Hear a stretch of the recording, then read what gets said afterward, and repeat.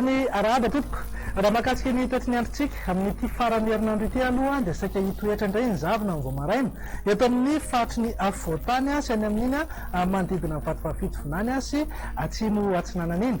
Saika hiato kosa ny rotsakorana aloha amin'ity farany herinandro ity any amin'ny faritra avaratra atsinanan'ny Madagasikara iny fa vinavinaina iverina kosa izay oran'izay manomboka amin'ny alatsinainy ho avy izao.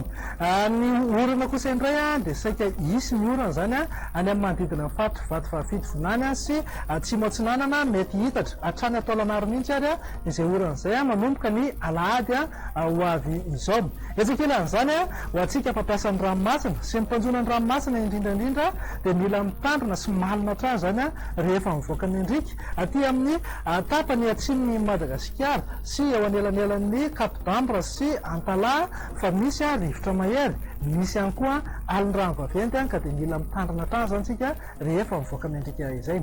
Toy izay indray ary ny toetrany androtsika ho amin'ny rahampitso maraina.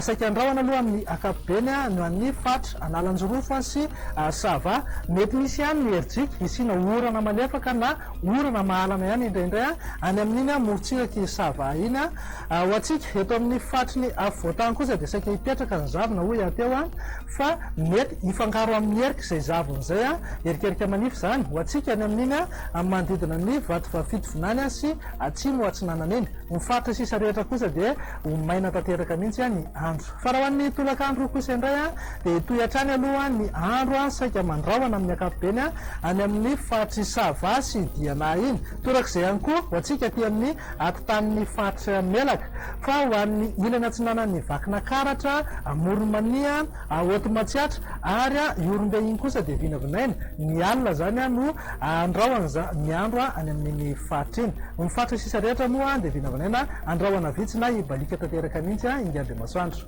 Raha mahakasika ny maripana voatombatombana ho amin'ny rahampitso maraina zao dia saika mbola angatsika hatrany aloha ny maraina 5 degré celsius eo any Vakina Karatra any. Ho antsika eto Antananarivo kosa dia eo amin'ny 10 eo 12 degré ho an'ny Fianarantsoa.